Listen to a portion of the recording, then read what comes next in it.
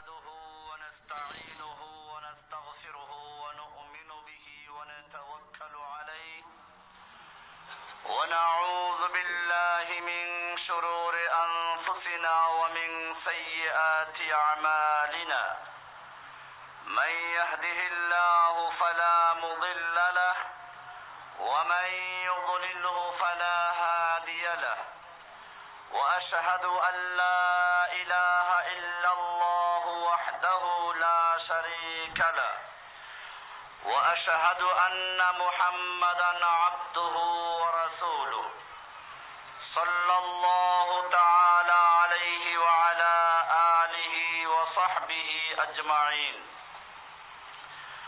আল্লাহ সুবহানাহু ওয়া তাআলার মহান দরবারে শুকরিয়া জ্ঞাপন করছি, যিনি আমাদেরকে পবিত্র মাহে রমজানের এই গুরুত্বপূর্ণ সময়ে মারকাজুল উলুম আল ইসলামিয়া জামে মসজিদে জুমার সালাত আদায় করার জন্য আসার তৌফিক এনায়েত করেছেন। এজন্য বলি আলহামদুলিল্লাহ। আল্লাহ সুবহানাহু ওয়া তাআলা এই রমজান করিমে কোরআনুল করিমকে নাজিল করেছেন বিধায় রমজানের গুরুত্ব। কোরআন বলেছে শাহরু রমাদান আল্লাযী উনজিলা ফীহিল কুরআন, রমজান হচ্ছে সে মাস যাতে কোরআন নাজিল করা হয়েছে। এই রমজানের মর্যাদা যেরকম কোরআনের জন্য, তেমনি ভাবে লাইলাতুল কদরের মর্যাদাও কোরআনের জন্য। ইন্না আনজালনাহু ফি লাইলাতিল কদর, নিশ্চয় আমি কোরআনকে নাজিল করেছি লাইলাতুল কদরে। এরপরে আল্লাহ সুবহানাহু ওয়া তাআলা এই রাতের গুরুত্ব বোঝানোর জন্য প্রশ্ন করেছেন, ওয়ামা আদরাকা মা লাইলাতুল কদর, আপনি কি জানেন লাইলাতুল কদর কি জিনিস? লাইলাতুল কদরে খায়রুম মিন আলফি শাহর, লাইলাতুল কদর হাজার মাসের চেয়ে উত্তম। এই কোরআনের জন্যই আল্লাহর নবী মুহাম্মদ সাল্লাল্লাহু আলাইহি ওয়াসাল্লামের মর্যাদা পবিত্র কোরআনে ইরশাদ হয়েছে, হুয়াল্লাযী বাআসা ফিল উম্মিয়্যিনা রাসূলাম মিনহুম ইয়াতলু আলাইহিম আয়াতিহি ওয়া ইউযাক্কিহিম ওয়া ইউআল্লিমুহুমুল কিতাবা ওয়াল হিকমা। আল্লাহ সুবহানাহু ওয়া তাআলা উম্মিয়িনদের মধ্যে রাসূল প্রেরণ করেছেন, যার দায়িত্ব হচ্ছে ইয়াতলু আলাইহিম আয়াতিহি, মানুষের কাছে আল্লাহর আয়াতকে তিলাওয়াত করা, ওয়া ইউআল্লিমুহুমুল কিতাবা ওয়াল হিকমা, এবং কিতাব ও হিকমার তালিম পেশ করা। বুঝা গেল কোরআনের মর্যাদার কারণে এই কোরআনের শিক্ষক মুহাম্মদুর রাসূলুল্লাহ সাল্লাল্লাহু আলাইহি ওয়াসাল্লামের মর্যাদা। এই কোরআন কেন নাযিল করা হয়েছে? আল্লাহ সুবহানাহু ওয়া তাআলা আদম আলাইহিস সালাতু ওয়াস সালামকে যখন জান্নাত থেকে নামিয়ে দিলেন, সঙ্গে ইবলিসকেও তাড়িয়ে দেওয়া হলো। আদম আলাইহিস সালাতু ওয়াস সালাম চিন্তায় পড়ে গেলেন, যেই ইবলিস বিভিন্ন বাহানায় আমাকে ধোঁকা দিল, সেই ইবলিস আবার আমার সঙ্গী যাচ্ছে, আমার সন্তানদেরকেও সে প্রতারিত করবে, ধোঁকা দিবে। তাছাড়া আমার সন্তানের বয়স 60, 70, 100 বছর হবে, ইবলিসের বয়স কিয়ামত পর্যন্ত হবে। আমার সন্তান যখন ইবলিসের চক্রান্ত এবং শয়তানি সম্পর্কে একটু অভিজ্ঞতা অর্জন করবে, তখনই তার বিদায়ের ডাক পড়ে যাবে। পক্ষান্তরে ইবলিস তার সব রকমের কৌশল, সব রকমের অভিজ্ঞতা দিয়ে আমার সন্তানদেরকে বিভ্রান্ত করবে, গোমরাহ করবে। আল্লাহ সুবহানাহু ওয়া তাআলা আদম আলাইহিস সালাতু ওয়াস সালামের এই দুশ্চিন্তা দূর করার জন্য ঘোষণা করলেন, কুলনা হাবিতু মিনহা জামিআ, যাও তোমরা সকলেই নেমে যাও, ফাইম্মা ইয়াতিয়ান্নাকুম মিন্নি হুদান ফামান তাবিআ হুদায়া ফালা খাউফুন আলাইহিম ওয়ালা হুম ইয়াহজানুন। আমি তোমাদের এমনি ছেড়ে দিচ্ছি না, আমি তোমাদের কাছে হেদায়েতের বাণী পৌঁছাবো, আমি তোমাদের কাছে পথ প্রদর্শক পাঠাবো। ফামান তাবিআ হুদায়া, আমার সেই প্রেরিত হেদায়েতনামা, আমার প্রেরিত পথ প্রদর্শক যে অনুসরণ করবে, মেনে চলবে, ফালা খাউফুন আলাইহিম ওয়ালা হুম ইয়াহজানুন, তাদের কোনো ভয় নেই, তাদের কোনো চিন্তা নেই, শয়তান তাদের কোনো চক্রান্তের জালে আবদ্ধ করতে পারবে না, কোনো দুশমন তাদের ক্ষতি করতে পারবে না। ফালা খাউফুন আলাইহিম ওয়ালা হুম ইয়াহজানুন। এখানে লক্ষণীয় বিষয় হচ্ছে আল্লাহ সুবহানাহু ওয়া তাআলা বলছেন, ফামান তাবিআ হুদায়া, যে আমার হেদায়েতনামাকে অনুসরণ করবে, হেদায়েতনামা পথ প্রদর্শক। এই কারণে আদম আলাইহিস সালাতু ওয়াস সালাম থেকে আল্লাহ সুবহানাহু ওয়া তাআলা যত নবী এবং রাসূল প্রেরণ করেছেন, সকলের কাছে ছোট বড় হেদায়েতনামা দিয়েছেন, ওহীর বিধান নাযিল করেছেন। এভাবেই আল্লাহ সুবহানাহু ওয়া তাআলা অসংখ্য কিতাব নাযিল করলেন। এই কিতাবের ধারাবাহিকতার সর্বশেষ কিতাব হচ্ছে আল কোরআন। আল্লাহ সুবহানাহু ওয়া তাআলা প্রত্যেক নবীকে যেই বিষয়ে দাওয়াত দেওয়ার জন্য, মূল দাওয়াত দেওয়ার জন্য নির্দেশ করেছেন তা হচ্ছে তাওহীদ। কোরআন বলছে, আমা আরসালনা মিন ক্বাবলিকা মির রাসূলিন ইল্লা নূহি ইলাইহি আন্নাহু লা ইলাহা ইল্লাল্লাহ। হে নবী মুহাম্মদুর রাসূলুল্লাহ সাল্লাল্লাহু আলাইহি ওয়াসাল্লাম, আমি আপনার পূর্বে যত নবী রাসূল প্রেরণ করেছি, আমার পক্ষ থেকে যত বার্তা বাহক প্রেরণ করেছি, ওয়ামা আরসালনা মিন ক্বাবলিকা মির রাসূলিন ইল্লা নূহি ইলাইহি, তাদের প্রত্যেকের কাছে আমি এই ওহী করেছি, আন্নাহু লা ইলাহা ইল্লাল্লাহ, আল্লাহ ছাড়া কোনো ইলাহা নেই, আল্লাহ ছাড়া কোনো মাবুদ নেই। এই কারণে আদম আলাইহিস সালামের কালেমা লা ইলাহা ইল্লাল্লাহ, ইব্রাহিমের কালেমা ছিল লা ইলাহা ইল্লাল্লাহ, মুসার কালেমা ছিল লা ইলাহা ইল্লাল্লাহ, ঈসার কালেমা লা ইলাহা ইল্লাল্লাহ, ইব্রাহিমের কালেমা লা ইলাহা ইল্লাল্লাহ, ইসমাঈলের কালেমা লা ইলাহা ইল্লাল্লাহ, ইসহাকের কালেমা লা ইলাহা ইল্লাল্লাহ, নূহের কালেমা লা ইলাহা ইল্লাল্লাহ, হুদের কালেমা লা ইলাহা ইল্লাল্লাহ, শুআয়বের কালেমা লা ইলাহা ইল্লাল্লাহ, নবী মুহাম্মদুর রাসূলুল্লাহ সাল্লাল্লাহু আলাইহি ওয়াসাল্লামের কালেমা লা ইলাহা ইল্লাল্লাহ। সমস্ত উম্মতের কালেমা লা ইলাহা ইল্লাল্লাহ। কিয়ামত পর্যন্ত যত মানুষ ঈমানদার দাবি করবে তাদের কালেমা লা ইলাহা ইল্লাল্লাহ। আল্লাহ ছাড়া কার আনুগত্য চলবে না। লা ইলাহা, কোন ইলাহা নেই। প্রথমে বর্জন, সব মাবুদদেরকে বর্জন করা হয়েছে। মাবুদ কাকে বলে? যার নির্দেশ পালন করা হয় তাকে মাবুদ বলা হয়, যার হুকুম মেনে চলা হয় তাকে মাবুদ বলা হয়। যারা আল্লাহর আইনের পরিবর্তে কোন সরকারের বিধান মানে তাদের মাবুদ ফেরাউনের মতো সরকার হয়ে যায়। ফেরাউন আসমানের আল্লাহ দাবি করে নাই, ফেরাউন গোটা জমিনের আল্লাহ দাবি করে নাই।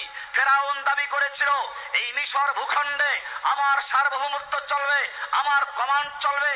এই অর্থে ফেরাউন আল্লাহ দাবি করেছিল, নতুবা আসমানের আল্লাহ ফেরাউন নিজেও স্বীকার করত।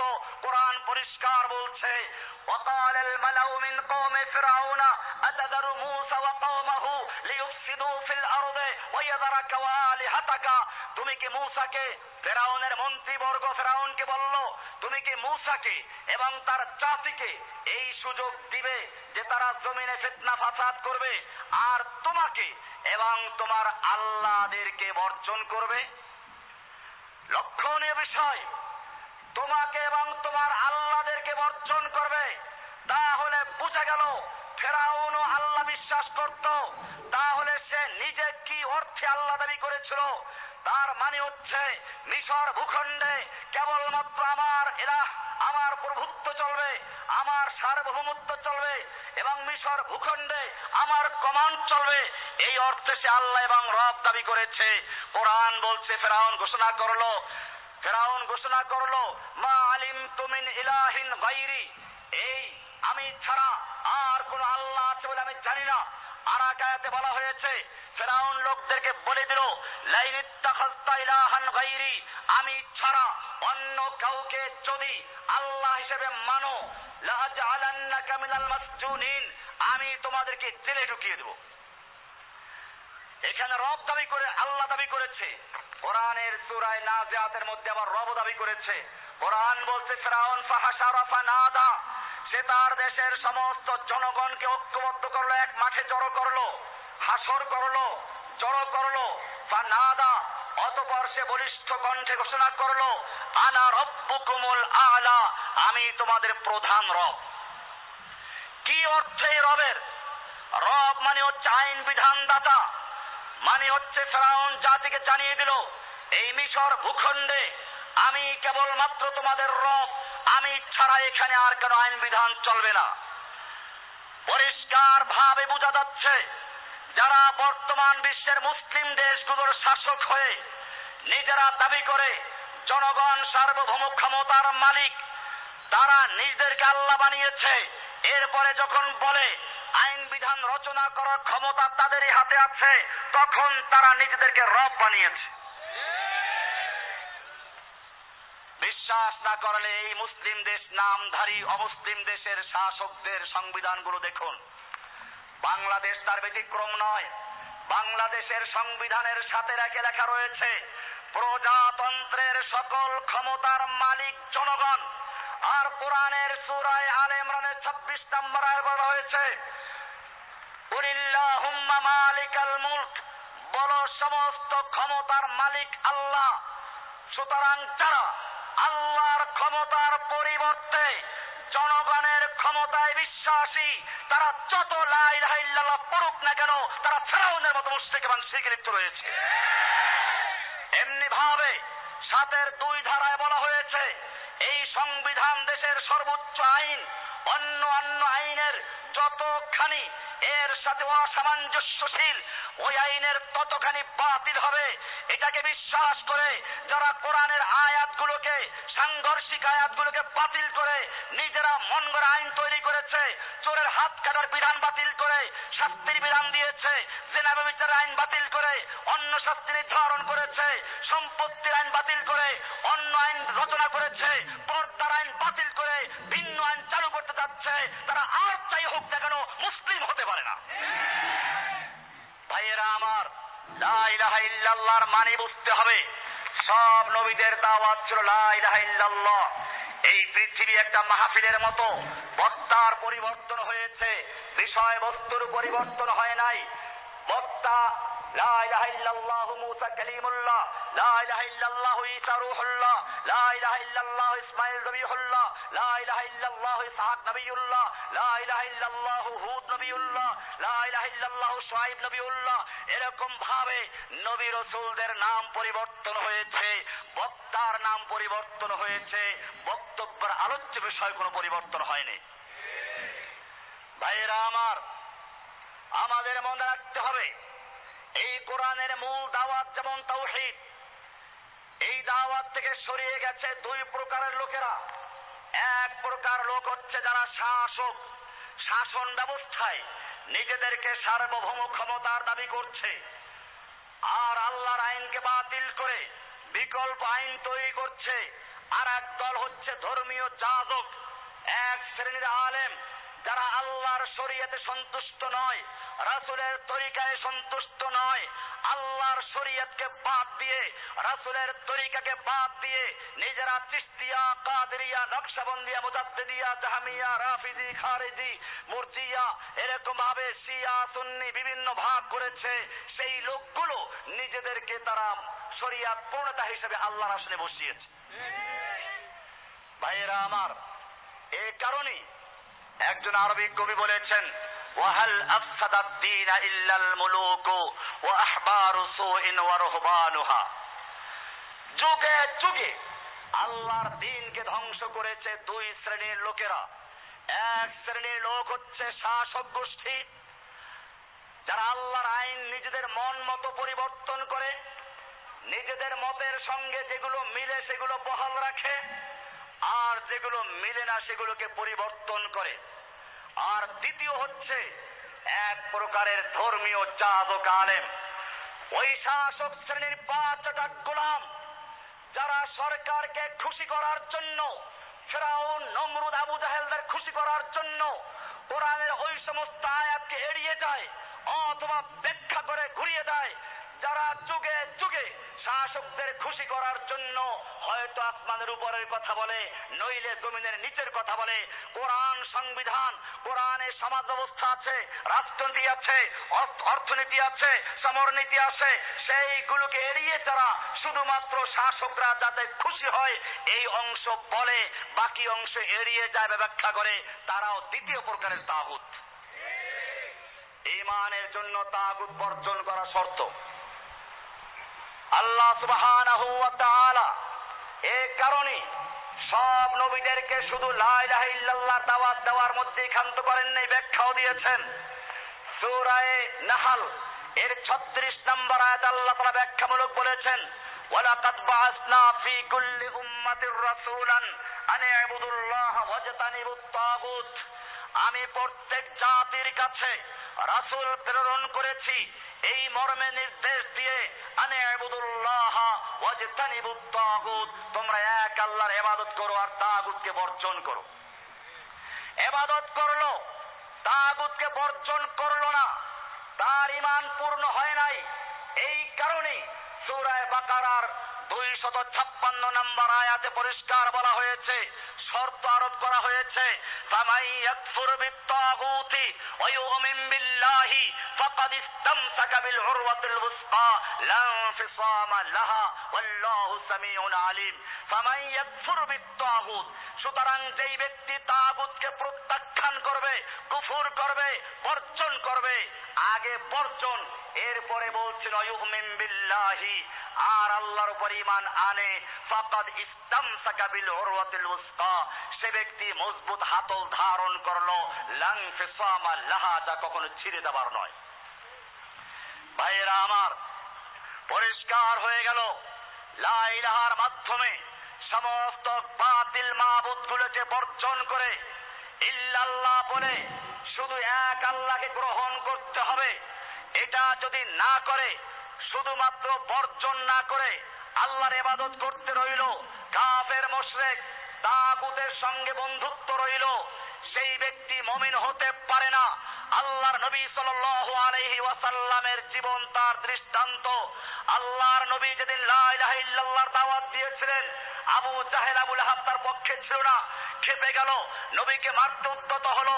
অথচ এই আবু লাহাবরা, আবু জাহেলরা আল্লাহর নবী মুহাম্মদকে আর কিছুক্ষণ আগেও আল আমিন বলে বিশ্বাস করত, প্রিয় যুবক বলে বিশ্বাস করত, যা বলো তাই মেনে নেব বলতো। অথচ মুহূর্তের মধ্যে লা ইলাহা ইল্লাল্লাহর দাওয়াতের কারণে চেঞ্জ হয়ে গেল, পরিবর্তন হয়ে গেল।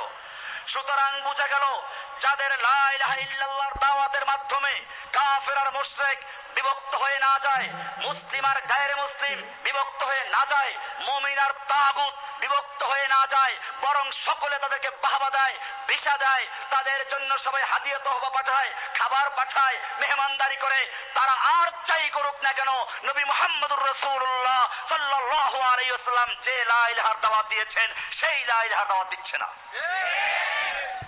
লা ইলাহা ইল্লাল্লাহ, আল্লাহ ছাড়া কোনো ইলাহা নেই, কোনো মাবুদ নেই, এটা বুঝে শুনে গ্রহণ করতে হবে, সাক্ষী দিতে হবে।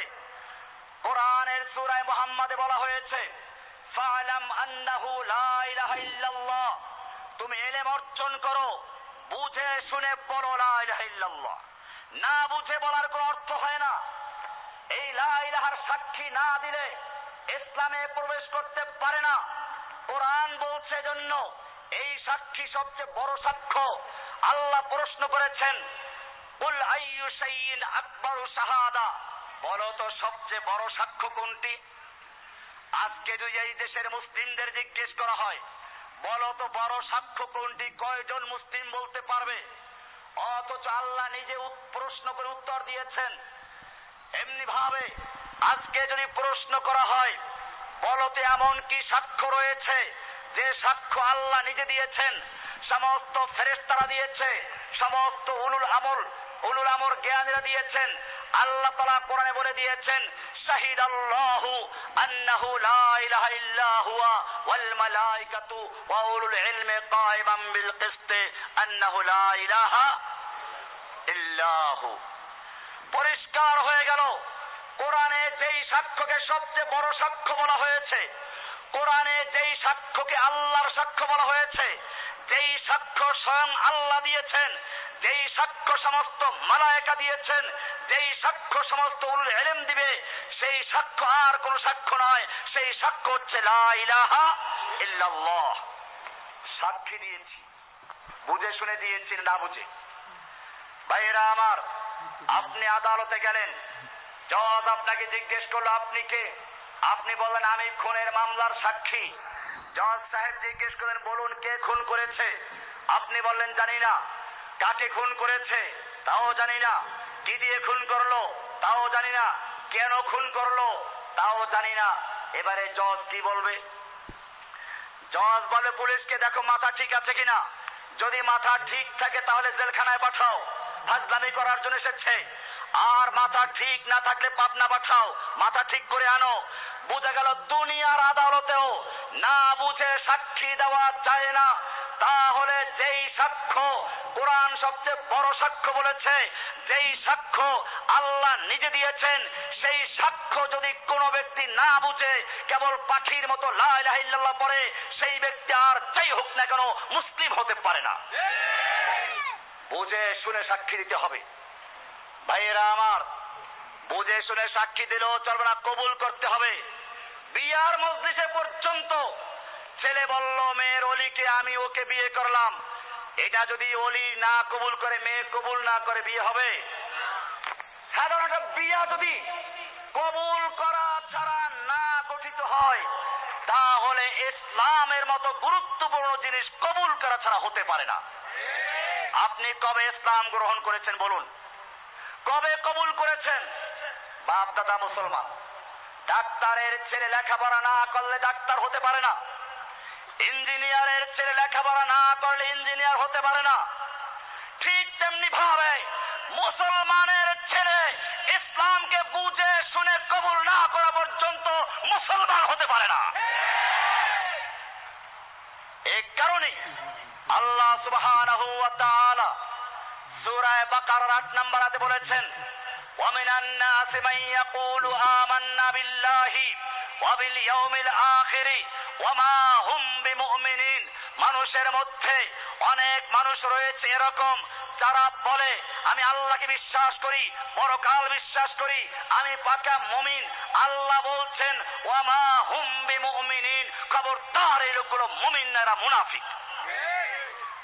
এখান থেকে মুনাফিকদের আলোচনা শুরু হয়েছে। কোরআনের সূরা বাকারার শুরুতে মানুষকে ভাগ করা হয়েছে 3টা ভাগে। এক প্রকার মুত্তাকিন, হুদাল লিল মুত্তাকিন, এদের পরিচয় দেওয়া হয়েছে 5টা আয়াতে। এরপরে মুমিনদের বিপরীত কাফের, তাদের জন্য 7 এবং 8 নম্বর আয়াত, 6 এবং 7 নম্বর আয়াত, 2টো আয়াত নাযিল করেছেন। এরপরে আল্লাহ সুবহানাহু ওয়া তাআলা তৃতীয় আর এক প্রকার মানুষের কথা বলেছেন, যেই মানুষগুলো দেখলে মনে হবে না কাফের, তাদের টুপি আছে, দাড়ি আছে, হজ করতে যায়, মাঝে মধ্যে যাকাতের শাড়ি লুঙ্গি বিতরণ করে যাকাত অপমান করে, এরকম ভাবে মাঝে মধ্যে মাথায় পট্টি বাঁধে, আবার সময় সুযোগ মতো আল্লাহর প্রতি আস্থা পর্যন্ত বিলুপ্ত করে দেয়। আল্লাহ সুবহানাহু ওয়া তাআলা এই তৃতীয় শ্রেণীর লোকদের সম্পর্কে বলেছেন ওয়ামিনান নাসি মান ইয়াকুলু আমান্না বিল্লাহি ওয়া বিল ইয়াউমিল আখির ওয়া মা হুম বিমুমিনিন। মানুষের মধ্যে আর দল মানুষ রয়েছে, তৃতীয় প্রকার মানুষ রয়েছে যারা বলে আমরা আল্লাহ বিশ্বাস করি, পরকাল বিশ্বাস করি, আমরা পাকা মুমিন। আল্লাহ তাআলা বলছেন আমা হুম বিমুমিনিন, খবরদার এই লোকগুলো মুমিন নয়। তাহলে এরা কারা? এরা বাহ্যিক মুমিন, ভিতরে কাফের। বাহ্যিক মুমিন, ভিতরে কাফের। এদের জন্য 13টা আয়াত নাজিল করেছেন। কতটা আয়াত? কাফেরের জন্য কয়টা? আর মুনাফিকের জন্য কয়টা? শুধু এ পর্যন্তই নয়, পবিত্র কোরআনে কাফেরদের নামে একটা সূরা আছে, কুল ইয়া আইয়ুহাল কাফিরুন, 2 লাইনের সূরা। আর মুনাফিকদের নামে একটা সূরা আছে, 1.5 পৃষ্ঠাব্যাপী সূরা। এখানেও বোঝা গেল মুনাফিক সবচেয়ে ক্ষতিকর। এরপরে আল্লাহ তাআলা আরো স্পষ্ট করেছেন, ইন্নাল মুনাফিকিনা ফিদ দারকিল আসফালি মিনান নার, নিশ্চয় মুনাফিকরা জাহান্নামের সর্বনিম্ন স্তরে অবস্থান করবে। আবু জাহেল, আবু লাহাব, হামান, নমরুদ, ফিরাউন, শয়তান, এই সবগুলো যে জাহান্নামে যাবে তার চেয়ে মারাত্মক জাহান্নামে যাবে মুনাফিকগুলো। কারণ আল্লাহ তাআলা ইবলিসের জন্য বলেন নাই ফিদ দারকিল আসফালি মিনান নার, আবু জাহেলের জন্য বলেন নাই ফিদ দারকিল আসফালি মিনান নার, ফিরাউনের জন্য বলেন নাই ফিল দারকিল আসফালি মিনান নার। মুনাফিকদের জন্য বলেছেন ইন্নাল মুনাফিকিনা ফিদ দারকিল আসফালি মিনান নার, নিশ্চয় মুনাফিকরা জাহান্নামের সর্বনিম্ন স্তরে চলে যাবে। ভাইরা আমার, লা ইলাহা ইল্লাল্লাহ বলে ইসলাম কবুল করলো, বুঝে শুনে কবুল করতে হবে। যারা এ পর্যন্ত বুঝে শুনে ইসলামকে কবুল করেন নাই, বিয়ার কবুল ঠিকই বলেছেন, ইসলাম কবুল করেন নাই, ওয়ারিশ সূত্রে পেয়েছেন, আমি তাদেরকে আহ্বান করব এই মুহূর্তে আমার সঙ্গে বুঝে সাক্ষী দেন, আশহাদু আল্লা ইলাহা ইল্লাল্লাহু ওয়া আশহাদু আন্না মুহাম্মাদান আবদুহু ওয়া রাসূলুহু। আল্লাহ ছাড়া লা ইলাহা, কোন ইলাহা নেই, কোন মাবুদ নেই, কোন আইনদাতা নেই, কোন বিধানদাতা নেই, সার্বভৌম ক্ষমতার মালিক নেই। আল্লাহর তাকদীরকে পরিবর্তন করার কোন খাজা বাবা নেই, গাদা বাবা নেই, ল্যাংটা বাবা নেই, আলিমুল গায়েব নেই, আমার সন্তান দাতা নেই। আল্লাহ ছাড়া আমার ভাগ্যের পরিবর্তন করার কেউ নেই, ব্যবসা বাণিজ্য উন্নতি দেওয়ার কেউ নেই। লা ইলাহা ইল্লাল্লাহু, আল্লাহ ছাড়া আর কোন ইলাহা নেই। মোবাইলগুলো বন্ধ করেন না, মোবাইলগুলো বন্ধ রাখেন, মোবাইলের সমস্যা হচ্ছে।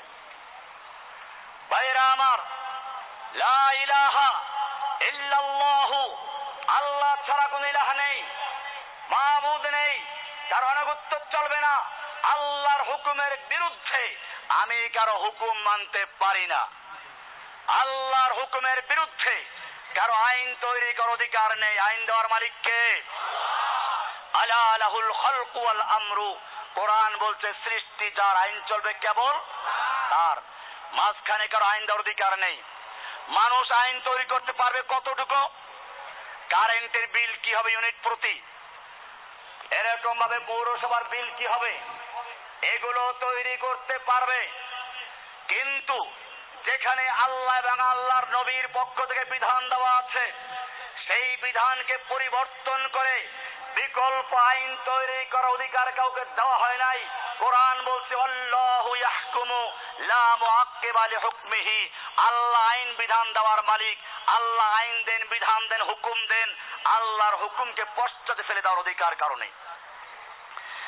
পরিবর্তন করেছে 2 প্রকার লোকেরা। এক প্রকার লোকেরা যুগে যুগে শাসক ছিল যারা, তারা। দ্বিতীয় প্রকার লোক হচ্ছে ওই সমস্ত লোকেরা যারা পীর বুজুর্গ নাম দিয়ে বিভিন্ন খানকা তৈরি করে মুসলিম উম্মাহকে আল্লাহ আল্লাহর রাসূলের পথ থেকে সরিয়ে বিভিন্ন ওজিফা তৈরি করেছে, বিভিন্ন জিকির তৈরি করেছে। এদেশে প্রচলিত রয়েছে মানুষ মারা গেলে 3 দিনা মিলাদ, 40টা মিলাদ, মৃত্যুবার্ষিকীর মিলাদ, এমনি ভাবে বিভিন্ন খতম, খতমে খাজেগান, দুরুদে হাজারি, দুরুদে নারিয়া, এমনি ভাবে আরো তৈরি হয়েছে তাবিজ কবজ।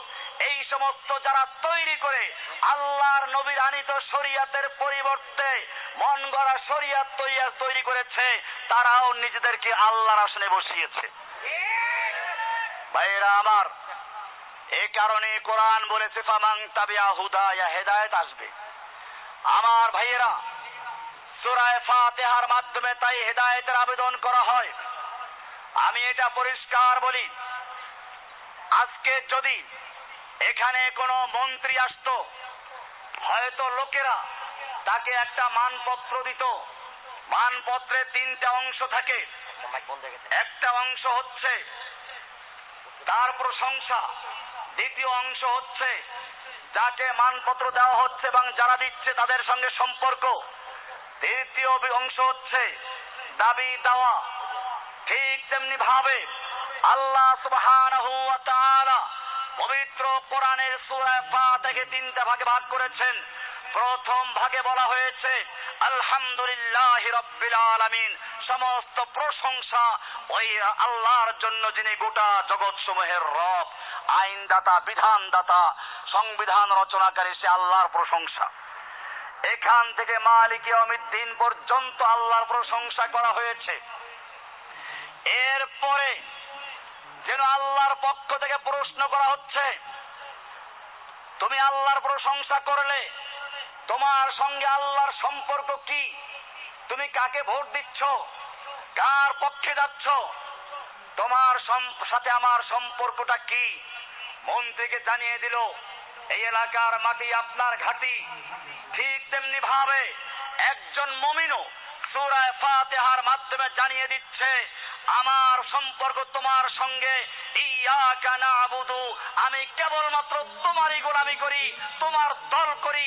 তুমি ছাড়া অন্য কোন নেতা নেত্রী, না জনক, না ঘোষক, না কোনো অন্য নেতা, আমি কাউকে মানি না।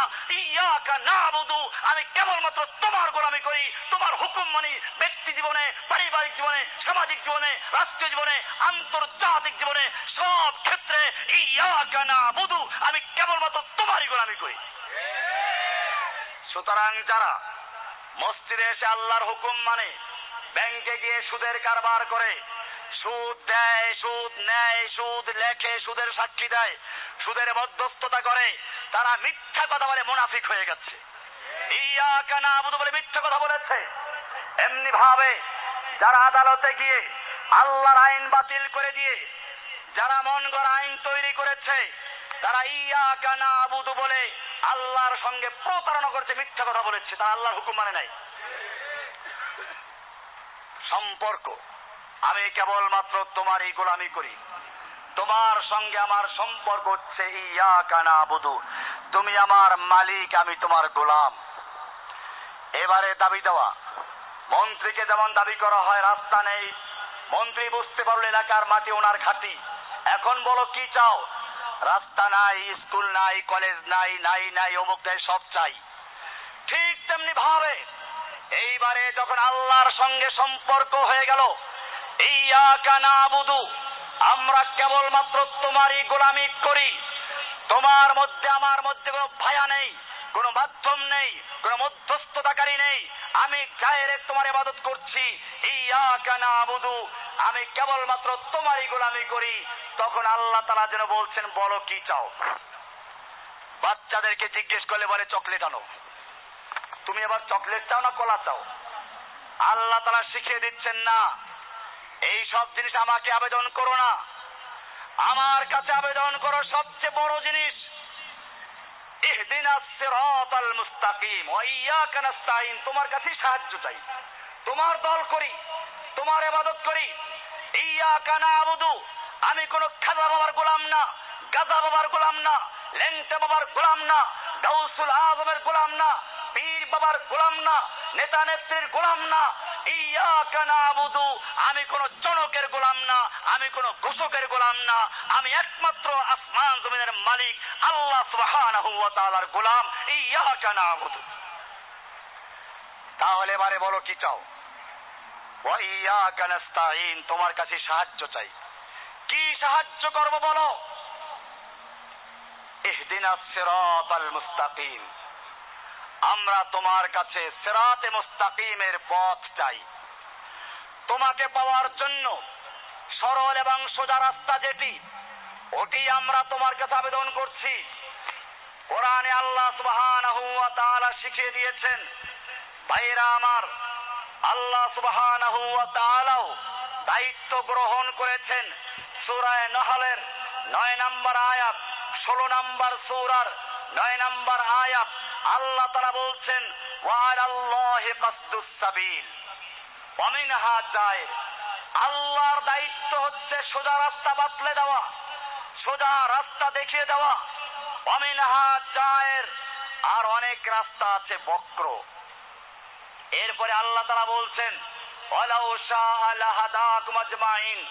আল্লাহ তাআলা যদি ইচ্ছে করতেন তাহলে সমস্ত মানুষকে হেদায়েত দিতেন, কিন্তু আল্লাহ তাআলার নিয়ম হচ্ছে যারা আল্লাহর কাছে হেদায়েত চায় না আল্লাহ তাআলা তাকে হেদায়েত দেন না।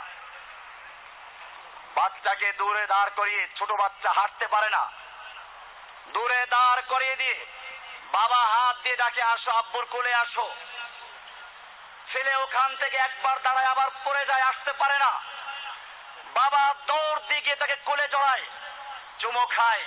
ঠিক তেমনি ভাবে যারা আল্লাহর পথে চলতে চায়, হেদায়েত চায়, আল্লাহ সুবহানাহু ওয়া তাআলা কেবলমাত্র তাদেরকে হেদায়েত দান করেন। আবু তালেব আল্লাহর নবীর আপন চাচা, আলী রাদিয়াল্লাহু তাআলা আনহুর বাবা। এই লোকটা সারা জীবন নবীর পক্ষে ছিল, নবীর খেদমত করেছে, বাদ নবীর দুশমনদের বিরুদ্ধে যুদ্ধ করেছে, নির্যাতন সহ্য করেছে। 3 বছর পর্যন্ত অবরুদ্ধ ছিল গোটা পরিবার সহ, কিন্তু লা ইলাহা ইল্লাল্লাহ কবুল করার মতো সুযোগ হয়নি। নাম ছিল আবু তালেব, তালেবের বাপ, কিন্তু ভিতরে তলব ছিল না, হেদায়েত গ্রহণ করার চাহিদা ছিল না। আল্লাহ সুবহানাহু ওয়া তাআলা তাকে হেদায়েত দান করেন নাই, নতুবা আল্লাহর নবী চেষ্টা কম করেন নাই। মৃত্যুর সময়ও আল্লাহর নবী সাল্লাল্লাহু আলাইহি ওয়াসাল্লাম আবু তালেবের কাছে গিয়ে বলছেন, চাচা তুমি খালি বলো লা ইলাহা ইল্লাল্লাহ, এই সাক্ষী দিতে হবে, এটা কবুল করতে হবে, এই সাক্ষী দেওয়া ছাড়া আমি কোনো সুপারিশ করতে পারবো না। তুমি খালি এতটুকু বলো, দ্বিতীয় সাক্ষী না দিলে আমি সুপারিশ করতে পারবো। আবু তালেব কবুল করলেন না। আল্লাহর নবী আবু তালেবের মৃত্যুর পরেও দোয়া করতে লাগলেন। আবু তালেব মরে গেল, আল্লাহর নবী দোয়া করছেন, আল্লাহ তাআলা সঙ্গে সঙ্গে আয়াত নাযিল করে দিচ্ছেন, ইন্নাকা লা তাহদি মান আহবাবতা। হে নবী, আপনি যাকে ইচ্ছে করবেন, আপনি যাকে পছন্দ করবেন, আপনি যাকে ভালোবাসবেন তাকে হেদায়েত দিবেন, এই ক্ষমতা দেওয়া হয় নাই। ওয়ালাকিন্নাল্লাহ ইয়াহদি মান ইয়াশাউ, বরং আল্লাহ যাকে ইচ্ছে করেন তাকে হেদায়েত দান করেন। আল্লাহ ছাড়া আপনারও ক্ষমতা নেই হেদায়েত দেওয়ার। পরিষ্কার হয়ে গেল, আল্লাহর নবী যখন হেদায়েত দিতে পারলেন না তাওয়াজ্জু দিয়ে অথবা ফয়েজ দিয়ে, এখন বর্তমানে অনেক পীর বক্তব্য দেয়, নিজেদেরকে কচ্ছপ বানায়, লজ্জাও লাগে না। আল্লাহ বানিয়েছেন মানুষ, কচ্ছপ নাকি দূরের থেকে ডিমে তাও দেয়। তো বলে কচ্ছপ যদি দূরের থেকে ডিমে তাও দিতে পারে, আমরা কি কচ্ছপের চেয়ে খারাপ নাকি? আমরাও তাও দিয়ে হেদায়েত দিয়ে দিই। তোমরা কচ্ছপ হতে পারো, কুমির হতে পারো, অথবা রাজহাঁসের মতো হাসতে পারো, ভাসতে পারো, পাখির মতো উঠতে পারতে পারো, ঠিক আছে, শয়তান তোমাদের উড়াতে পারে, কিন্তু জেনে রাখো আল্লাহর নবী মুহাম্মদুর রাসূলুল্লাহ সাল্লাল্লাহু আলাইহি ওয়াসাল্লাম তার চাচা আবু তালেবকে হেদায়েত দিতে পারেন নাই। শত চেষ্টা করেও ফয়েজ দিয়ে হেদায়েত দিতে পারেন নাই। এরপরে যারা ফয়েজ দিয়ে, তাওয়াজ্জু দিয়ে, বিভিন্ন রকমের গুমরাহি তাওয়াজ্জু দিয়ে হেদায়েত দেওয়ার দাবি করে, তারা ইবলিস হতে পারে, শয়তান হতে পারে, মুশরিক হতে পারে, ভণ্ড হতে পারে, প্রতারক হতে পারে, গোমরাহ হতে পারে, তারা কোনোদিনও আল্লাহর ওলি হতে পারে না। মানুষকে বুঝতে হবে কেন আমাদেরকে এই পীরগুলো গোমরাহ বলছে, কেন আমাদেরকে পীরগুলো বিরুদ্ধে চলে যাচ্ছে। আমরা জানি আজকে যারা আপনারা বিভিন্ন প্রান্ত থেকে এসেছেন, শত জুলুম নির্যাতনের শিকার হচ্ছেন, সামাজিক ভাবে আপনাদের অপমান করা হয়, মসজিদ থেকে বের করে দেওয়া হয়, কিন্তু জেনে রাখুন এটাই লা ইলাহা ইল্লাল্লাহর দাওয়াতের প্রতিক্রিয়া।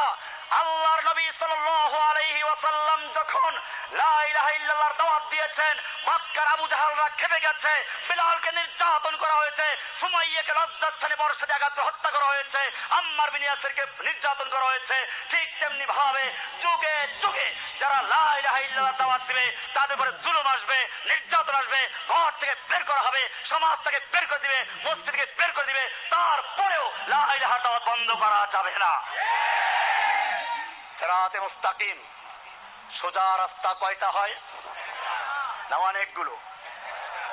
আল্লাহ তাআলা বলে দিয়েছেন কোরআনের সূরা আনআম 153 নম্বর আয়াত, আল্লাহ তাআলা বলছেন ওয়া আন্না হাযা সিরাতি মুস্তাকিমান ফাত্তাবিউহু, এটাই হচ্ছে আমার রাস্তা যা সোজা সরল, মুস্তাকিমান একেবারে সোজা, ফাত্তাবিউহু অতএব তোমরা একই রাস্তা অনুসরণ করো, ওয়ালা তাত্তাবিউস সুবুলা খবরদার তোমরা অনেক রাস্তা অনুসরণ করো না, বহু রাস্তা অনুসরণ করো না, ফাতাফাররাকা বিকুম আন সাবিলিহি তাহলে তোমাদেরকে ওরা আল্লাহর রাস্তা থেকে গোমরাহ করে ফেলবে, বিচ্ছিন্ন করে ফেলবে, তাফাররুক করে ফেলবে। এরপরে আল্লাহ তাআলা বলছেন যালিকুম ওয়াসাকুম বিহি, এটাই তোমাদের জন্য আল্লাহ তাআলা ওসিয়ত করছেন। কি করছেন? আল্লাহর ওসিয়ত। সিরাতে মুস্তাকিম কবুল করো। আল্লাহর ওসিয়ত বাদ দিয়ে যারা চিশতি, কাদেরি, নকশবন্দি 126 তরিকার 350 তরিকা মানে, ও আমার জাতি জেনে রাখো তারা জিকির করতে পারে, টুপি থাকতে পারে, দাড়ি থাকতে পারে, হজ করতে পারে, খানকা তৈরি করতে পারে, তাহাজ্জুদ পড়তে পারে, চারটা বিয়ে করতে পারে, গাড়ি বাড়ির মালিক হতে পারে, মার্কেটের মালিক হতে পারে, তারা কখনোই মুমিন হতে পারে না। তারা আল্লাহর ওসিয়ত মানে নাই। আল্লাহ তাআলা বলেছেন ফাত্তাবিউহু, আল্লাহর এক রাস্তা অনুসরণ করো, ওয়ালা তাত্তাবিউস সুবুলা অনেক রাস্তা অনুসরণ করো না, ফাতাফাররাকা বিকুম আন সাবিলিহি তাহলে তোমাদেরকে তারা আল্লাহর রাস্তা থেকে গোমরাহ করে ফেলবে, বিচ্যুত করে ফেলবে। সূরা আনআম 153 নম্বর আয়াত। এই আয়াতের ব্যাখ্যা করেছেন আল্লাহর নবী নিজে। কোন পীরের জন্য ছাড়েন নাই, মুফতি মুহাদ্দিসের জন্য রাখেন নাই। আল্লাহর নবী সাল্লাল্লাহু আলাইহি ওয়াসাল্লাম একটা সোজা দাগ দিলেন, এরপরে ডানে বামে অনেকগুলো দাগ দিলেন, অতঃপর মধ্যখানের দাগে হাত রেখে বলছেন হাদা সাবিলুল্লাহ, এটা হচ্ছে আল্লাহর রাস্তা। কার রাস্তা? হাদিসটা আছে মুসনাদে আহমদের 4142, নাসাইর 11175, মিশকাতের 166 নম্বর হাদিস। আব্দুল্লাহ বিন মাসউদ রাদিয়াল্লাহু তাআলা আনহু থেকে বর্ণিত, তিনি বলেন খাত্তালানা রাসূলুল্লাহ সাল্লাল্লাহু আলাইহি ওয়াসাল্লাম খাত্তান মুস্তাকিমা, আল্লাহর নবী মুহাম্মদ সাল্লাল্লাহু আলাইহি ওয়াসাল্লাম আমাদেরকে বোঝানোর উদ্দেশ্যে একটা সোজা দাগ দিলেন, এরপরে ডানে বামে অনেকগুলো দাগ দিলেন, এরপরে মধ্যখানের দাগে হাত রেখে বললেন হাদা সাবিলুল্লাহ, এটা হচ্ছে আল্লাহর রাস্তা। এরপরে ডানে বামে রাস্তা দেখিয়ে বললেন ওয়াহাদিহি সুবুলুন, আর এই অনেকগুলো রাস্তা রয়েছে, সুবুলুশ শায়াতিন, এগুলো শয়তানের রাস্তা, ইবলিসের রাস্তা, আল্লাহ ওয়ালাদের রাস্তা নয়। এই রাস্তাগুলো বর্জন করতে হবে। এরপরে আল্লাহর নবী সাল্লাল্লাহু আলাইহি ওয়াসাল্লাম সূরা আনআমের 153 নম্বর আয়াতকে দলিল পেশ করছেন ওয়া আন্না হাদা সিরাতি মুস্তাকিমান ফাত্তাবিউহু, এটাই আমার রাস্তা, একেবারে সরল সোজা, তোমরা এই রাস্তা অনুসরণ করো, খবরদার অনেক রাস্তা অনুসরণ করবে না। এরপরে আল্লাহর নবী সাল্লাল্লাহু আলাইহি ওয়াসাল্লাম ভবিষ্যৎ উম্মতের জন্য সাবধান করেছেন, নতুন প্রজন্মকে সাবধান করেছেন। তিনি বলছেন মাইয়াইশ মিনকুম বাদি ফাসায়ারা ইখতিলাফান কাসীরা, আমার পরে তোমরা যারা জীবিত থাকবে ফাসায়ারা ইখতিলাফান কাসীরা, অসংখ্য মতভেদ, অসংখ্য মতবিরোধ, দলাদলি দেখতে পাবে। ফাআলাইকুম বিসুন্নতি ওয়া সুন্নাতিল খুলাফায়ে রাশিদিন আল মাহদিয়িন। তখন তোমাদের করণীয় হচ্ছে আমার সুন্নাহ, আমার সাহাবায়ে কেরাম খোলাফায়ে রাশিদার সুন্নাহকে অনুসরণ করা। খবরদার তোমরা তোমাদের মারির দাঁত দিয়ে আঁকড়ে ধরবে, এখান থেকে ছুটে যাবে না। আল্লাহর নবী সাল্লাল্লাহু আলাইহি ওয়াসাল্লাম বললেন আমার সুন্নাহকে ধারণ করবে। আমি জিজ্ঞেস করতে চাই, আল্লাহর নবী যেদিন এ কথা বলেছিলেন সেই দিন চিশতি, কাদেরি, নকশবন্দি, মুজাদ্দিদি, জাহমিয়া, মুরজিয়া, কাদরিয়া, নকশবন্দিয়া, রাফিজিয়া, খারেজিয়া, যত রকমের দল আছে কোন দলের জন্ম হয়েছিল? তখন একটাই মাত্র দল ছিল, তার নাম ইসলাম। তার নাম কি? একটাই মাত্র পরিচয় ছিল, তার নাম ছিল মুসলিম। সুতরাং আল্লাহর নবী সাল্লাল্লাহু আলাইহি ওয়াসাল্লাম আরো বলেছেন, এই হাদিসটা আবু দাউদের 4609 নম্বর হাদিস যেটা বললাম। এরপরে আল্লাহর রাসূল সাল্লাল্লাহু আলাইহি ওয়াসাল্লাম বলছেন ইন্না বানি ইসরাঈল তাফাররাকাত আলা 72 মিল্লাহ।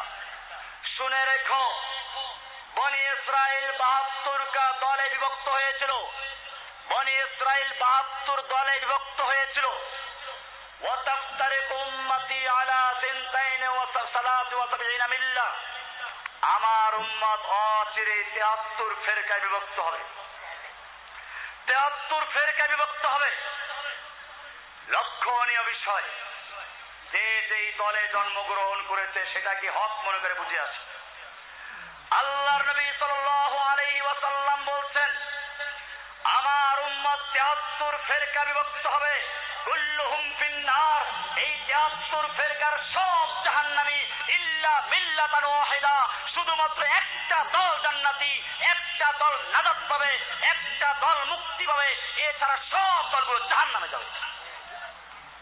73টা আম আপনার সামনে রাখা হলো, বলে দেওয়া হলো 72টা পচা। আপনি কি যেটা সামনে পাবেন সেটাই গ্রহণ করবেন, নাকি তালাশ করবেন যে ওই একটা ভালোটা কোনটা? যেহেতু 72টাই পচা, আন্দাজে ধরলে পচাটাই আপনার হাতে লাগার সম্ভাবনা বেশি। এখানে যেরকম ভাবে একজন বিবেকবান মানুষ হাতের সামনে যেটা পাবে এটা কি ধরবে না, বরং ওই একটা ভালোটাকে তালাশ করবে, ঠিক তেমনি ভাবে যারা হকের অনুসারী, সত্যিকার আল্লাহর বান্দা, আল্লাহর নবী মুহাম্মদ সাল্লাল্লাহু আলাইহি ওয়াসাল্লাম উম্মত, তারাও তালাশ করবে। আল্লাহর নবী বলেছেন 73টা দল হবে, 72টা গোমরাহ হবে, 72টা জাহান্নামী হবে, একটা মাত্র নাজাত পাবে, একটা মাত্র মুক্তি পাবে। সেই মুক্তিপ্রাপ্ত দল কোনটা তারা তালাশ করে করে খুঁজে বের করবে। হাদিসটা আছে মুস্তাদরাকে হাকিম, সুনান ইবনে মাজাহ 3993 এবং সুনান মুস্তাদরাকে হাকিমের 444, তিরমিজি শরীফের 2641 নম্বর হাদিস। ভাইয়েরা আমার, আপনি বলতে পারেন আল্লাহর রাসূল সাল্লাল্লাহু আলাইহি ওয়াসাল্লামকে সাহাবায়ে কেরাম কি প্রশ্ন করেছিলেন? তারপরে যখন আল্লাহর নবী বললেন 73টা ফেরকার 72টা পচা, 72টা জাহান্নামী, 72টা ইবলিসের দলের, একটা মাত্র আমার দলের, তখন সাহাবায়ে কেরাম প্রশ্ন করতে ভুল করেননি। প্রশ্ন করছেন মান হিয়া ইয়া রাসূলুল্লাহ, সেই একটা দল যারা নাজাত পাবে তাদের কি পরিচয়? তারা কি চিশতি, কাদেরি, নকশবন্দি, মুজাদ্দিদি, অমুক তমুক কোন দল? আল্লাহর নবীর সাহাবীরা প্রশ্ন করছেন মান হিয়া ইয়া রাসূলুল্লাহ, কোন দলটি? সাহাবায়ে কেরামদের প্রশ্ন গুরুত্বপূর্ণ। আল্লাহর নবী সাল্লাল্লাহু আলাইহি ওয়াসাল্লাম উত্তর দিচ্ছেন দেলা মা ক্বালা মা আনা আলাইহি ওয়া আসহাবি, আমি এবং আমার সাহাবীরা আজকের এই দিনে যেই পথের উপরে, যেই মতের উপরে, যেই দলের উপরে প্রতিষ্ঠিত, মা আনা আলাইহি ওয়া আসহাবি, আমি এবং আমার সাহাবীরা যেই মতবাদে বিশ্বাসী, যেই তরিকায় বিশ্বাসী, যেই মাযহাবে বিশ্বাসী, যেই তন্ত্রে মন্ত্রে বিশ্বাসী, এইটার উপরে যারা থাকবে কেবলমাত্র তারাই নাজাত পাবে। এর বাইরে পরবর্তীতে আবিষ্কৃত, নব উদ্ভাবিত, নতুন নতুন তৈরিকৃত দলে যারা ঢুকবে তারা সব জাহান্নামী। ভাইয়েরা আমার, আমি জিজ্ঞেস করতে চাই, আল্লাহর নবী সাল্লাল্লাহু আলাইহি ওয়াসাল্লাম যেদিন এই কথা বলেছিলেন তখন কি চিশতি কাদেরী ছিল? এদের জন্ম হয়েছিল। সুতরাং যারা নাজাতের জন্য এই সমস্ত দল তৈরি করে অনুসরণ করছে তারা কোথায় যাবে? হাদিস থেকে পরিষ্কার হয়ে গেছে। আপনি বলবেন আল্লাহ নবী সাল্লাল্লাহু আলাইহি ওয়াসাল্লাম বলেছেন আমি এবং আমার সাহাবীরা যেই পথের উপর আছি এইটায় যারা থাকবে তারা জান্নাতি। আমরা তো নবীকে দেখতে পাচ্ছি না, নবীর সাহাবীদেরকেও দেখতে পাচ্ছি না, তাহলে কি করে বুঝবো আল্লাহর নবী কোন পথে ছিলেন? কারণ প্রত্যেকটা দল দাবি করে আমরাই হকের উপর আছি, আমরাই সেই দল যারা নবীর তরিকার উপর আছে। একদিকে তারা দাবি করছে চিশতি তরিকার, কাদেরিয়া তরিকার, নকশবন্দিয়া তরিকার, আবার তারা দাবি করে আমার আল্লাহর নবী মুহাম্মদের তরিকা। তাহলে তো নবীর তরিকার নাম যেটা ছিল সেইটাই থাকতো, চিশতি হলো কোত্থেকে? নবীর তরিকার নাম ছিল কি? ইসলাম। এখন আবার অনেকে চিশতিয়া কাদেরিয়ার সাথে পাল্লা দিয়ে আল্লাহর নবীর নামে আরেকটা তৈরি করেছে মুহাম্মাদিয়া তরিকা। এটাও ভুল, কারণ আল্লাহর নবী মুহাম্মাদিয়া তরিকা তৈরি করেন নাই। আল্লাহর নবীর সাহাবীরা মুহাম্মাদিয়া তরিকা তৈরি করেন নাই। ঢাকার একজন পীর নিজের নাম দিল মুহাম্মাদি ইসলামের পুনর্জীবনদাতা। মুহাম্মাদি ইসলাম, ইসলাম মুহাম্মাদি নয়, ইসলাম আল্লাহ প্রদত্ত। আল্লাহ কোরআনে পরিষ্কার বলেছেন ইন্নাদ-দীনা ইনদাল্লাহিল ইসলাম, নিশ্চয় আল্লাহর কাছে মনোনীত একমাত্র দিন হচ্ছে ইসলাম। এটা কার মনোনীত? না মুহাম্মদ সাল্লাল্লাহু আলাইহি ওয়াসাল্লামের। মুহাম্মদ সাল্লাল্লাহু আলাইহি ওয়াসাল্লামের জন্মের আগেও যত নবী ছিল তাদের ধর্ম ছিল কি? কোরআনে পরিষ্কার বলা হয়েছে ওয়াসা বিহা ইব্রাহিম বানিহি ওয়া ইয়াকুব ইন্নাল্লাহা আস্তাফা লাকুমুদ-দীন ফালা তামুতুন্না ইল্লা ওয়া আনতুম মুসলিমুন। ইব্রাহিম আলাইহিস সালাম ছিলেন মুসলিম, ইসমাঈল ছিলেন মুসলিম, ইসহাক ছিলেন মুসলিম, ঈসা আলাইহিস সালাম ছিলেন মুসলিম। সব নবীদের ধর্মের নাম ছিল কি? সব নবীদের দলের নাম ছিল কি? এছাড়া আর কোন দল ছিল? দল মানুষ তৈরি করেছে। যেমনি ভাবে ঈসা আলাইহিস সালামের পরে লোকেরা দল তৈরি করেছে নাসারা, মুসা নবীর পরে দল তৈরি করেছে ইহুদি। ইহুদ এক ব্যক্তির নাম, তার নামকে অনুসরণ করে মুসার নবীর তাওরাতকে বিকৃত করে যেভাবে একটা দল তৈরি করা হয়েছে তার নাম ইহুদি। এখন মুসা নবীর আসল দিন বিদায় হয়ে গেছে, ঠিক তেমনি ভাবে আল্লাহর নবী মুহাম্মদ সাল্লাল্লাহু আলাইহি ওয়াসাল্লাম আনিত ইসলামকে বিকৃত করে একদল মানুষ বিভিন্ন পীরের নামে তৈরি করেছে চিশতি, কাদেরী, নকশবন্দি, ইহুদি, মজুসি। ঠিক তেমনি ভাবে এই লোকগুলো আল্লাহর নবীর আনিত দ্বীনকে পরিবর্তন করে ইহুদিদের মতো চিশতি আর কাদেরী ধর্ম চালু করেছে। ভাইয়েরা আমার, বলতে পারেন প্রত্যেকে দাবি করে আমরা হকের উপরে, কিভাবে চিনব? আল্লাহর নবী সাল্লাল্লাহু আলাইহি ওয়াসাল্লাম সেজন্য হেদায়েত দিয়ে গেছেন। তিনি বলেছেন আমি থাকবো না, আমার কোন সাহাবী থাকবে না ঠিকই, কিন্তু তোমাদেরকে চেনার জন্য পন্থা বলে দিচ্ছি। তারাকতু ফীকুম আমরাইন, এক হাদিসে বলা হয়েছে তারাকতু ফীকুম মা, আমি তোমাদের মাঝে এমন একটা জিনিস রেখে যাচ্ছি লান তাদিল্লু বাদাহু ইন ইতাসামতুম বিহি, ওই জিনিসটাকে শক্তভাবে ধারণ করলে তোমরা পথভ্রষ্ট হবে না, পদস্খলিত হবে না, পদচ্যুত হবে না। সেই জিনিসটার নাম কি? আল্লাহ বলছে কিতাবুল্লাহ, তার নাম হচ্ছে কি? আল্লাহর কিতাব কোরআন। এই কারণে আল্লাহ তাআলা কোরআনে বলে দিয়েছেন ওয়াতাসিমু বিহাবলিল্লাহি জামিআন ওয়া লা তাফাররাকু, তোমরা আল্লাহর রজ্জুকে ঐক্যবদ্ধভাবে ধারণ করো, পরস্পর বিচ্ছিন্ন হইও না, চিশতি হইও না। কাদেরি একদল, নকশবন্দি একদল, মুজাদ্দিদি একদল, হানাফি একদল, শাফি একদল, মাযহাবি একদল, লামাযহাবি একদল। ওয়ালা তাতাফাররাকু, পরস্পর বিচ্ছিন্ন হয়ে না, আল্লাহর রশিকে ঐক্যবদ্ধভাবে ধারণ করো। সেই রশিটার নাম কি? সেই রশির নাম কি? আল কোরআন। এই রশি 8 রশি না, 9 রশি না, 7 রশি না, 350 রশি না, 126 তরিকার রশি না। সেই রশি হচ্ছে আল কোরআনের রশি। কার রশি? পরিষ্কার বলা হয়েছে, ওয়াতাসিমু বিহাবলিল্লাহি জামিআন ওয়া লা তাফাররাকু, তোমরা আল্লাহর রজ্জুকে ঐক্যবদ্ধভাবে ধারণ করো, খবরদার তোমরা পরস্পর বিচ্ছিন্ন হইও না। পরস্পর বিচ্ছিন্ন, আমরা বিভিন্ন দলে দলে বিচ্ছিন্ন হয়েছি, তারপরও বলে আমরা ওই কোরআনের অনুসারী।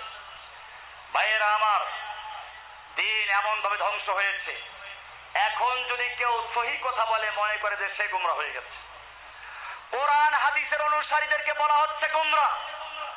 আর যারা কোরআন হাদিস পরিবর্তন করে বিভিন্ন পীরের নামে তরিকা তৈরি করে, ওজিফা তৈরি করে মন গড়া ইসলাম পালন করছে, তারা নিজেদেরকে দাবি করে আহলুস সুন্নাহ ওয়াল জামাআহ হকপন্থী দল। যুগে যুগে এটাই হয়েছে। আল্লাহ নবী বলেছেন, সেজন্য আমি তোমাদের মাঝে রেখে যাচ্ছি এমন জিনিস। হাদিসটা আছে সহিহ মুসলিমের 3009 নম্বর হাদিস, যা ধরলে তোমরা পথভ্রষ্ট হবে না। আর একটা হাদিস আরো বলা হয়েছে, তারাকতু ফীকুম আমরাইন, আমি তোমাদের মাঝে দুটো জিনিসকে রেখে যাচ্ছি। লান তাদিল্লু মা তামাসসাকতুম বিহিমা, তোমরা পথভ্রষ্ট হবে না, পদস্খলিত হবে না, পদচ্যুত হবে না, বিভ্রান্ত হবে না, গোমরা হবে না। মা তামাসসাকতুম বিহিমা, যতক্ষণ পর্যন্ত ওই দুটো জিনিসকে তোমরা শক্তভাবে ধারণ করবে। সেই দুটো জিনিস কি কি? কিতাব আল্লাহি ওয়া সুন্নাত নবিয়্যিহি, একটা হচ্ছে আল্লাহর কিতাব কোরআন, আর একটা হচ্ছে আল্লাহর নবীর সহিহ হাদিস সুন্নাহ। হাদিসটা আছে মুওয়াত্তা মালিকের 2640, মুস্তাদরাকে হাকিমের 319 নম্বর হাদিস। শুধু এ পর্যন্তই না, এখন বলবেন যে অনেক মতবিরোধ দেখা যায়। আপনি বলছেন একরকম, ওনারা বলছেন আর এক রকম, তাহলে কি করবেন? দেখবেন যে কোন দলে লোক ভারী বেশি, কোন দলে বড় বুজুর্গ আছে, কোন দলে বড় মসজিদের ইমাম আছে, কোন দলে বড় পীর সাহেব আছে। আজকে বলা হচ্ছে বাপ দাদার যুগ থেকে করে আসলাম এটা, এখন বলে এর কোনো ভিত্তি নাই। এত বড় বড় হুজুররা কি কম বুঝে?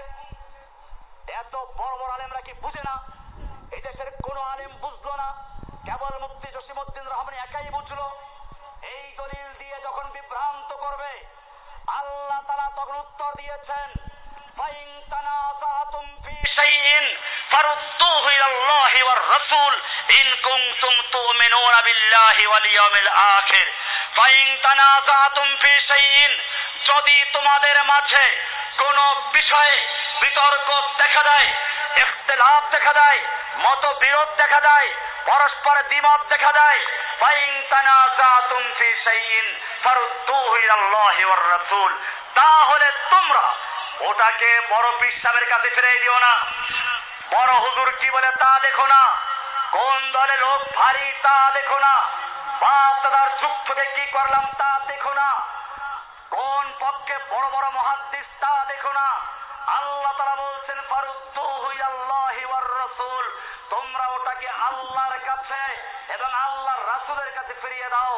আল্লাহর কাছে ফেরত দেওয়ার মানে হচ্ছে কোরআনের সঙ্গে মিলাও, রাসূলের কাছে ফেরত দেওয়ার মানে হচ্ছে রাসূলের সহিহ হাদিসের সঙ্গে মিলাও। ইন কুনতুম তুমিনুনা বিল্লাহি ওয়াল ইয়াউমিল আখির, যদি সত্যিকার অর্থে আল্লাহর প্রতি ঈমান এনে থাকো, পরকালে ঈমান এনে থাকো, তাহলে এটা করো। আর যদি আল্লাহর পরিবর্তে খাজা বাবার প্রতি ঈমান এনে থাকো, গাজা বাবার প্রতি ঈমান এনে থাকো, পীর বাবার প্রতি ঈমান এনে থাকো, তাহলে তুমি পীর সাহেবের দলিল দাও, খাজা বাবার দলিল দাও, কোনো আপত্তি নেই। পরিষ্কার হয়ে গেল, বিতর্ক দেখা দিলে, মতবিরোধ দেখা দিলে আল্লাহ তাআলা বলছেন কোরআন এবং সুন্নাহর কাছে যেতে, কোরআন সুন্নাহ বাদ দিয়ে যারা পীরের দোহাই দেয়, খাজা বাবার দোহাই দেয়, বড় বড় মুফতি মুহাদ্দিসের দোহাই দেয়, তারা আটটাই হোক না কেন কোরআনের সূরা নিসার 59 নম্বর আয়াতের বিরোধিতা করেছে, গোমরা হয়েছে, বিভ্রান্ত হয়েছে, জাহান্নামের দিকে মানুষকে আহ্বান করেছে। ভাইয়েরা আমার, কোরআন পরিষ্কার বলে দিয়েছে সূরা নিসার 59 নম্বর আয়াতে রুজু করতে হবে কার দিকে? আল্লাহ এবং আল্লাহর রাসূলের দিকে। আল্লাহর দিকে রুজু করার মানে কি? কোরআনের দিকে রুজু করা। আল্লাহর নবীর দিকে রুজু করার মানে কি? নবীর সহিহ হাদিসের দিকে রুজু করা। এই দুটোকে বাদ দিয়ে যারা বাপ দাদার দোহাই দেয়, তারা সেই যুগে যুগে নবীদের বিরুদ্ধে আবু জাহেলদের তরিকা অনুসরণ করছে। আবু জাহেলরা বলতো, হামান ফেরাউনরা বলতো, ওয়াজাদনা আলাইহি আবানা, আমরা আমাদের বাপ দাদাকে পেয়েছি যা করতে, তুমি আবার নতুন কথা নিয়ে এসেছো, তোমাকে আমাদের এলাকা থেকে বের করে দেব। এই কথাই ছিল যুগে যুগে। সঙ্গে সঙ্গে কিন্তু পীর বুজুর্গের নামও বলতো। এখনো যেমন আপনি কোরআন হাদিসের সহি কথা বললে বলবে তাহলে অমুক পীর তমুক পীর, সরসিনার পীর, চরমনাই পীর, অমুক খাজা বাবা গাজা বাবা তারা কি ভুল করেছে?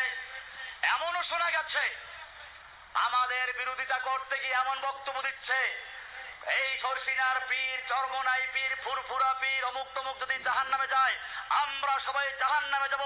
কে কে জাহান্নামে যাওয়ার জন্য তৈরি? হাতুড়া লোকেরা জাহান্নামে যাওয়ার জন্য হাতুড় হচ্ছে। কি চরম গুমরাহি!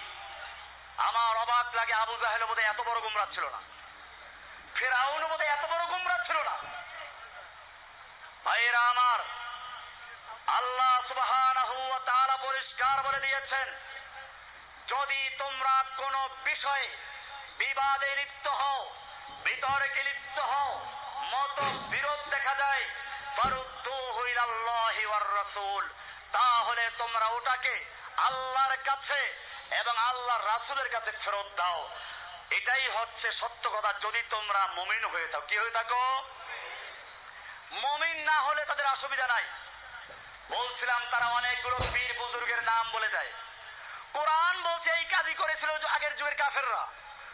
যখনই নূহ আলাইহিস সালাম তার জাতিকে তাওহীদে দাওয়াত দিলেন, উনি কোন পীর বুজুর্গের নাম ধরে বিরোধিতা করেন নাই। আমরাও কোন নাম ধরে কারো বিরোধিতা করি না, কারণ যারা মরে গেছে তাদের দোষ দেই না। আমরা বলি না শাহজালাল রহমাতুল্লাহ আলাইহি গোমরা ছিলেন, আমরা বলি না আজমির রহমাতুল্লাহ গোমরা ছিলেন, না আমরা বলি না। আমরা তাদের শ্রদ্ধা করি।